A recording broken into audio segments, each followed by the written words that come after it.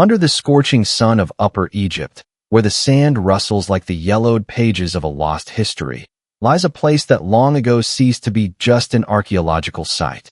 Deir el-Bahari, an amphitheater of cliffs and terraces, where the silence seems to have absorbed the breath of millennia. Here, among the temples of Hatshepsut, among caves in which time itself appears frozen, a discovery was hidden, one capable of disturbing even those accustomed to the darkest mysteries of the ancient world. It was here, beneath layers of sand and collapsed stone blocks, under an unremarkable niche buried in construction debris from the time of the pharaohs, that archaeologists stumbled upon an unnamed sarcophagus. It was small, almost modest. No inscriptions, no decorations, not a single symbol indicating who rested inside. As if the one who had died was meant to vanish not only from the world of the living, but from history itself. When the lid was carefully lifted, the air trembled. Before the researchers lay a woman whose face time itself had twisted into a terrifying grimace. Her mouth was wide open, frozen in a silent scream. Her posture, fixed by resins 3,500 years ago, did not resemble any known form of mummification. Not noble serenity, not royal dignity. Pure, predatory agony. The first reaction was simple, a mistake by the embalmers, post-mortem changes, tissue collapse. All of this happens. Egyptian burials have shown far stranger things. But the deeper the scientists delved into the details, the more obvious it became. Something about this woman violated every familiar rule. She had been found beneath the tomb of Senmet, the architect closest to Hatshepsut herself. A prestigious place, a place of honor, far from accessible to just anyone. Such locations were never given to random people. She was not a servant, not a slave, not an outsider. She was someone significant, someone they had wanted to preserve, or hide. The sand that had protected her for centuries now revealed everything. A voluminous wig made of date palm fibers, a symbol of nobility. Traces of henna in her hair, a sign of women of high rank. The resins she was wrapped in were worth as much as gold. So why, then, was she buried without a name, in the shadow of someone else's tomb? What seemed like routine archaeology was turning into a mystery that sent shivers even down the backs of seasoned researchers. The place where the screaming mummy was found became part of the enigma itself. It hid her, shielded her, yet simultaneously screamed, demanding answers. Who was she? Why did she die like this? And most importantly, what were those who placed her in the sand under the cover of darkness trying to conceal? This is where the story begins. She lay in absolute silence, like a forgotten note of an ancient symphony no one dared to play again. Her tomb contained no hieroglyphs, no symbols, nothing that could tell the world, "This is who I am." For Egypt, this was almost unthinkable. A name was more than a word. It was the key to immortality. To strip a person of their name was to strip them of eternal life. So why was a woman buried with such luxury sent into eternity nameless? The scientists began their reconstruction the same way Egyptian priests had 4,000 years earlier, with the body. The mummy seemed to resist oblivion. Her age, around 48. By ancient standards, a mature, respected age. She had lived a long life, and her bones, like pages of a book, preserved its traces. But that life had not been easy. Her spine bore evidence of chronic pain. Her teeth showed signs of conditions that could have tormented her for years. These were not injuries. They spoke of illness.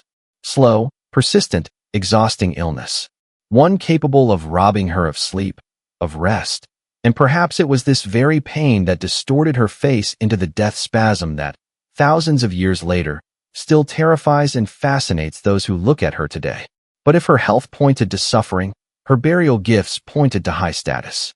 On her head, researchers found remnants of a rich wig made not of human hair, but of date palm fibers. A rare, expensive material used only for those of rank. Her real hair was dyed with henna, not a common fashion, but a privilege.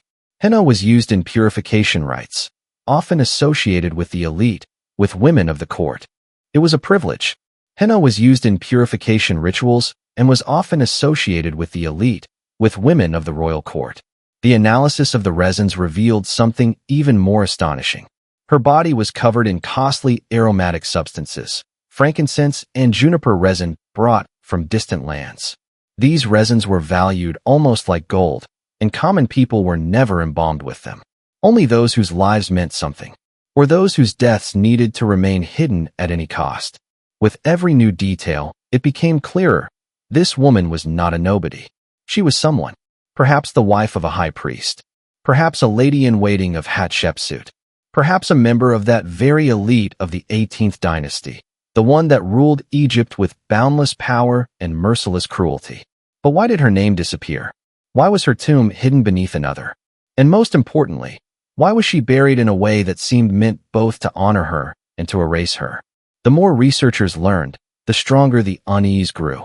The nameless woman was becoming the central figure of a mystery where luxury coexisted with fear and status with absolute silence.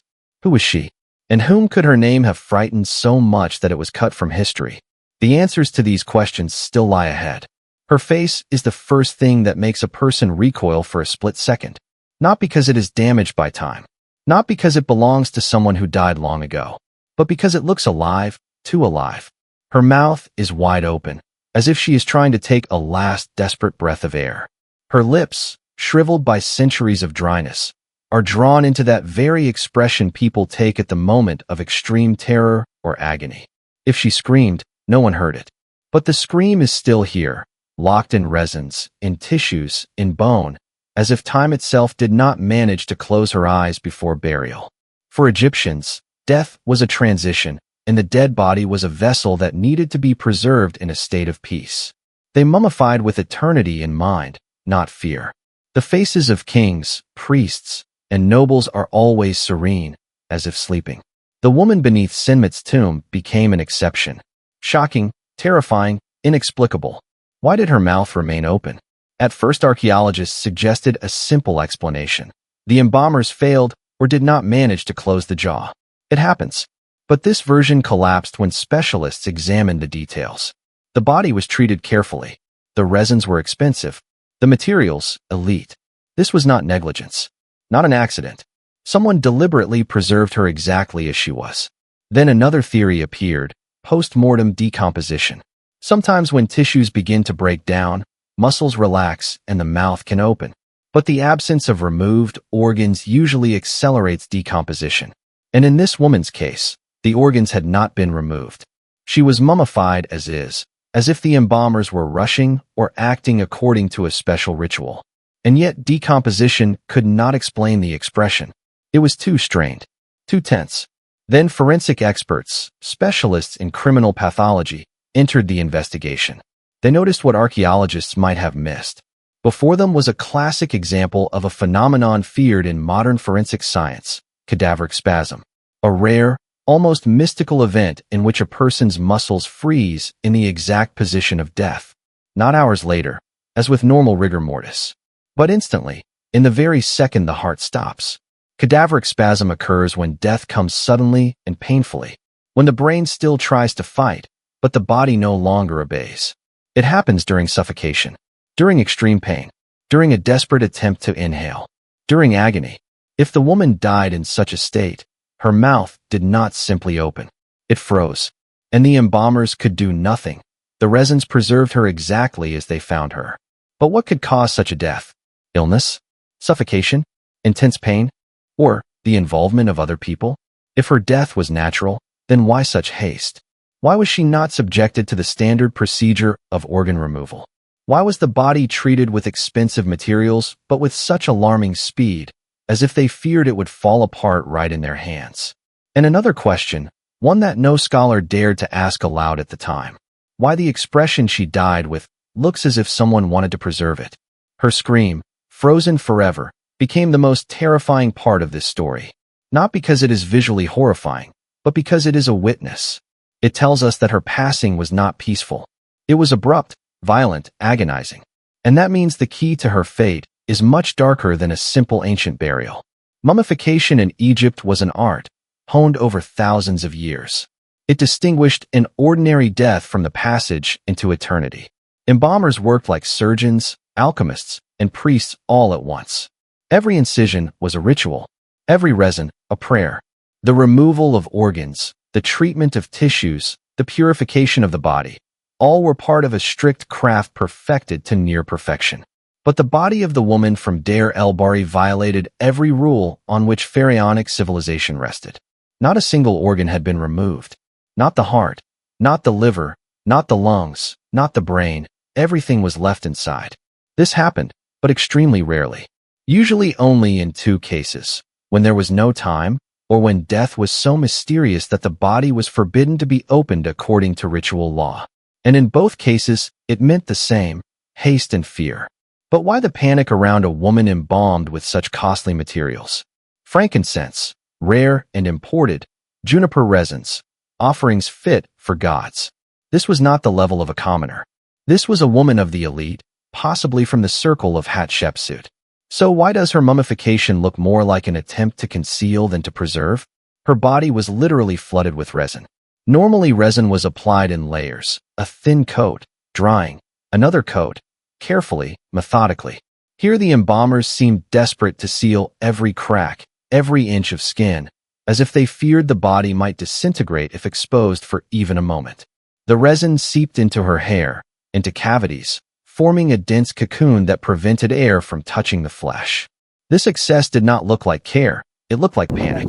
Too much resin can signal either a mistake or intent, but a mistake cannot explain the expensive materials. Intent explains far too much. When CT scans were performed in 2024, scientists saw a disturbing picture. Her organs were preserved, shrunken but recognizable, yet their structure was disrupted, as though death had been swift and destructive, leaving marks in the tissues that the resins later glazed, like a cast. Such organ conditions are rare in people who die peacefully. But the most striking detail was the head. Her mouth was not simply open, it was fixed, frozen, as if the embalmers hadn't even tried to close it. They did not insert a wooden support, did not bind the jaw, did not perform any of the well-known techniques Egyptians used for millennia. Either they had no time, or the mouth could no longer be closed. And then the mummification technique stops being a mistake. It becomes evidence. The resins used on her dried quickly, sometimes within hours in the desert heat. If her mouth remained open in the first hours after death, the resin could have sealed it forever. And that is exactly what happened. It sealed the expression on her face, the emotion she felt in the last seconds of life. But why was there no evisceration? Why were the organs left inside? Why was the mummification method violated specifically in her case? Researchers proposed several theories. Theory 1. Death came unexpectedly. But that does not explain the luxurious embalming. Theory 2. Her death was terrifying, and the embalmers feared to touch her. In ancient Egypt, it was believed that those who died from evil forces could bring misfortune to anyone who disturbed their flesh. Theory 3. She needed to be hidden, quickly and permanently. No inscriptions, no canopic jars, no name. And then mummification becomes not a ritual, but an operation of concealment. Incorrect technique, organs left inside, excessive resins. All of this makes her unique. And at the same time, frighteningly suggestive that her death carried a secret no one wanted known, not by her contemporaries and not by us. But the body preserved the truth better than any papyrus. And now that truth is slowly emerging. When archaeologists first noticed the strange mass on the woman's head, they assumed it was the remains of bandages. Egyptian mummies often retained traces of wrappings, thin strips of linen soaked in resin, fused together after millennia of silence. But the more closely the researchers examined it, the more they realized this was not fabric. It was something entirely different. Beneath the clotted resin lay strands. Thick, rigid, almost plant-like fibers, something not typically seen in burial practices, and certainly nothing resembling human hair. When specialists cleaned the object of resin and sand, a revelation appeared, a secret no one expected, a wig from the 18th dynasty, crafted not from human hair, but from palm fiber strands, painstakingly softened, dyed, and arranged into a hairstyle worthy of a woman of high rank. This wig was not merely an accessory. It was a symbol of status, a sign of luxury, a privilege reserved for those who lived beside pharaohs, those who could command the labor of dozens of artisans to create an artificial image of eternal beauty. But there was something else. The wig was massive, heavily saturated with resin. So much so that it seemed the embalmers were not trying to preserve, but to weight down, fix, and seal the woman's head. There were many fibers. They formed a dense layer that resembled a helmet, a barrier between the dead and the world of the living. The woman's natural hair beneath the wig had been dyed with henna. This was not mere cosmetic fashion, it was ritual, a symbol of renewal, rejuvenation, purification. Only women close to the temple, priestesses, royal wives, elite attendants whose names were carved on tomb walls, received such treatment. So why did she have such an extravagant wig, yet no name? A question that breaks all logic of Egyptian burial traditions. Palm fiber wigs were rare. They were expensive and required extensive processing, soaking, and dyeing. Their creation took months. Most examples come from the burials of high nobility of the 18th dynasty, the era of Hatshepsut, Thutmose III, Amenhotep II, a time when appearance was not merely status, but politics. And yet this wig was different. It was attached sloppily, not like the work of master artisans, not by the rules. The fibers were flattened and fused by layers of resin, as if the embalmers worked in haste, abandoning their usual precision. The wig had been welded to the resin into a single solid mass, a practice completely unheard of. Egyptians respected the dignity of the dead. But here, it looked as if someone wanted to hide the real face beneath this heavy, artificial beauty. Why? There are several theories. The first, the woman died too suddenly, so suddenly that the wig remained on her head and was never removed for the ritual. But this is doubtful. Wigs were always removed during preparation. The second, the wig was part of a protective ritual.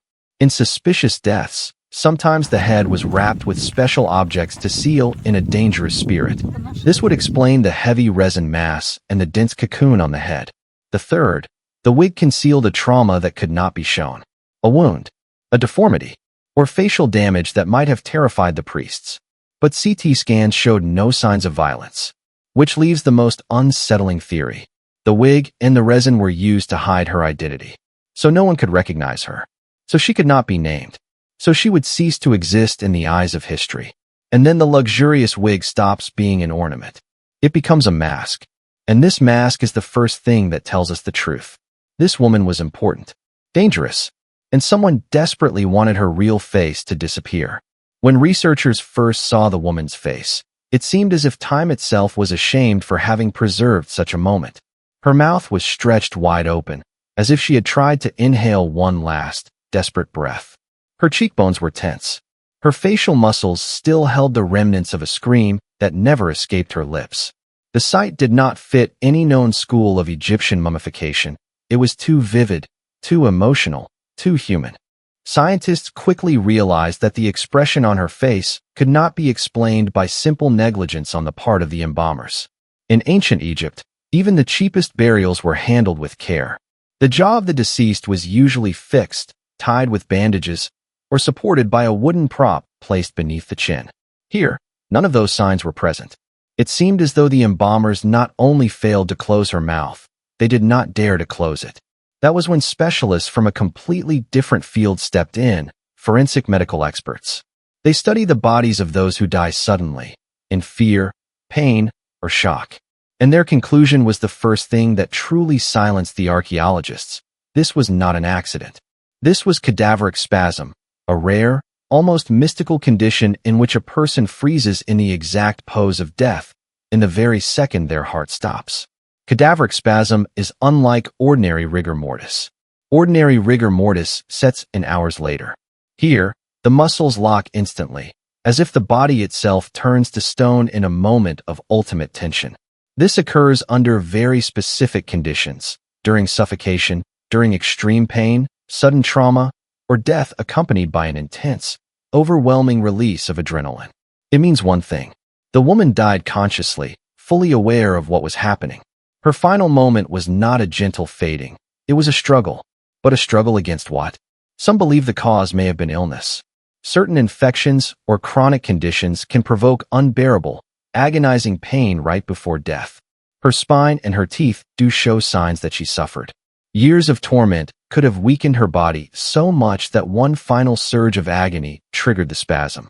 But other researchers disagree. Illness does not explain the terror in her expression. It looks not like pain, but like the desperate attempt to inhale. And that belongs to an entirely different category of death. Suffocation, toxic shock, a sudden spasmodic shutdown of the airway.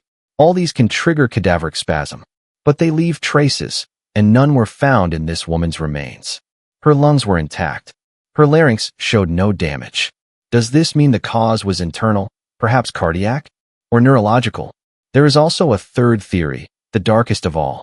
If a person dies from sheer fear, from the overwhelming sense of imminent doom, from a panicked attempt to escape, cadaveric spasm can occur then as well. Forensic science knows cases where bodies froze in poses of self-defense or silent screams. In our unknown woman's case, her posture is calm, but her face is screaming, as if only a fraction of a second passed between her final breath and her death. And one more detail sends a shiver through researchers.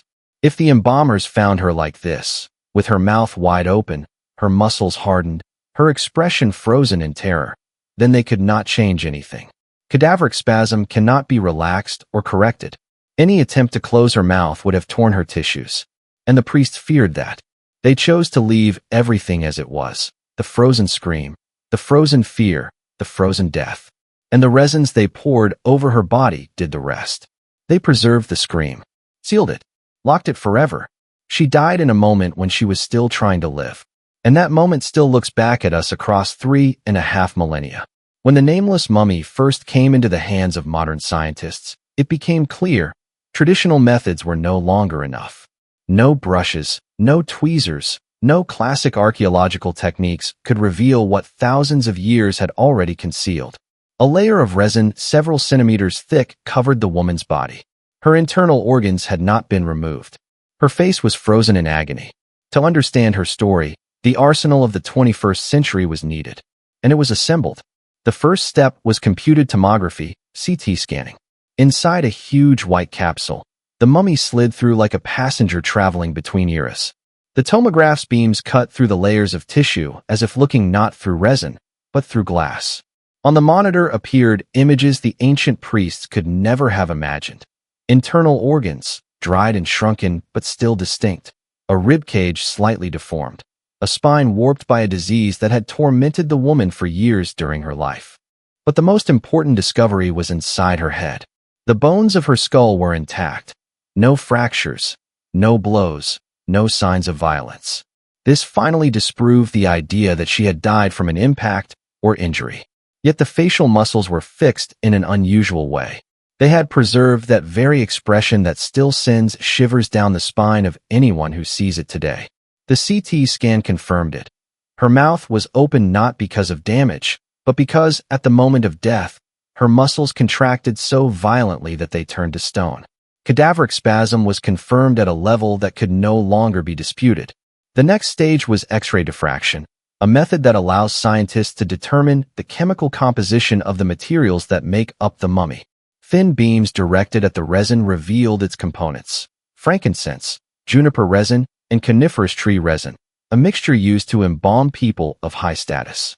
This confirmed once again that the woman had been an important person. But the resins contained something else as well, mineral particles that did not originate in Egypt. They had been brought from foreign lands, possibly from East Africa or Arabia. Only master embalmers serving those close to the royal court worked with such mixtures. Then came infrared spectroscopy.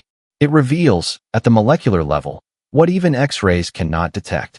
The spectrum showed that the woman's skin had been treated extremely quickly.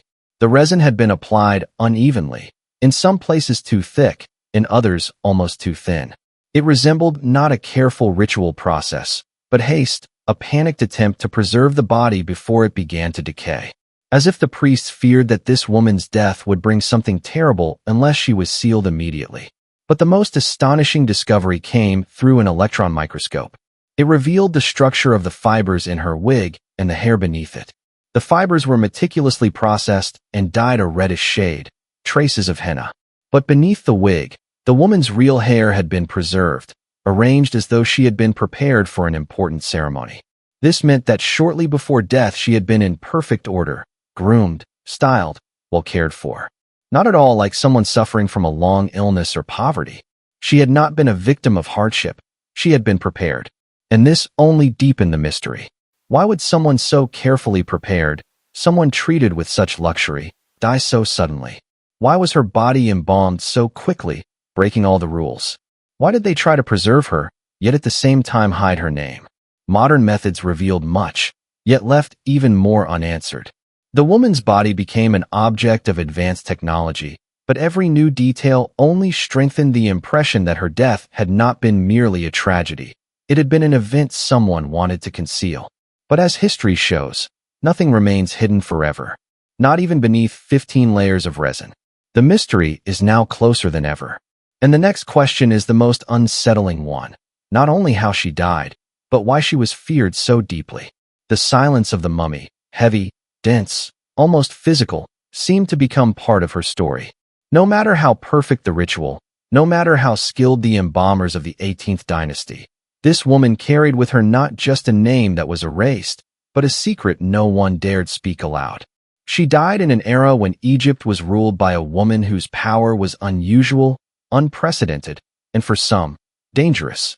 Hatshepsut, the pharaoh who refused to be a queen and became a king. But shadows walked with her. At the court of Hatshepsut, intrigues were not a political game. They were a method of survival. Her circle included priestesses, advisors, concubines, attendants of the cult of Ammonius, women who were allowed more than under any other ruler. They could influence decisions, participate in secret rituals, and even conduct diplomatic conversations. But such proximity to power always had a cost. Each of them risked becoming a target. The woman from Deir el-Bahari was not just an elite figure. That much was already clear. She lived close to the center of power, surrounded herself with luxury, and wore expensive resins and hairstyles that only those close to the royal court could afford. But why, then, did her name disappear? Why was her tomb hidden beneath someone else's? And why was her death, sudden, sharp, as if caused by fear or pain, so unlike a natural passing? Some Egyptologists have suggested a cautious yet troubling hypothesis. The woman may have been involved in events that were meant to remain secret. Perhaps she was a high-ranking priestess who knew too much about the rituals of Ammonius. Perhaps she was part of a conflict between the priestly elite and supporters of Hatshepsut. Or, even more dangerously, she may have witnessed something that could not be spoken of even after death. These are only theories, but the mummy itself reveals far more than any papyrus. The haste with which her body was sealed is strange. The resins were applied so thickly it looked as though they were trying to bury the story, not the woman. The complete absence of canopic jars, vessels for the internal organs, suggests her death was an emergency, not a carefully prepared burial. She was not being readied for the journey into the afterlife. She was being hidden. Yet the silence of the mummy speaks not only of fear, but of contradiction. She was a woman of high status, yet she died as an outcast. She was buried with precious materials, yet denied a name. She was placed near the tomb of Senenmut, Hatshepsut's closest confidant, the man many believed to be her secret ally, her favorite, perhaps even more than that. This coincidence is too loud to be accidental. If the woman was part of Senenmut's inner circle, her death may have been tied not only to illness, but to politics. Senenmut disappeared suddenly. His name was erased. His monuments were destroyed. His tomb abandoned. And not long after, in the same area, beneath his unfinished burial complex, a woman was found, buried in haste, nameless, with a look of terror frozen on her face. This does not look like coincidence. It looks like the trace of an era where power was inseparable from danger, where a single mistake could cost a life, where words could be deadlier than blades. But the most frightening thing is that the mummy's silence still speaks today. Scholars still cannot name her. They cannot reconstruct her story. They cannot say whether she was a lover, a priestess, a rival, a conspirator, or a victim. She died as though trying to say something. But the resin that covered her turned her scream into eternal silence. And that silence is not emptiness. It is a warning. The era of Hatshepsut left us magnificent temples, but also secrets that even those who lived within those walls feared to reveal. The nameless woman is one of them. And perhaps, had her name survived, it would have changed our understanding of the entire epic. Because sometimes a single life reveals more about a time than hundreds of inscriptions. But her fate is sealed. And now only one question remains. Who benefited from silencing her forever?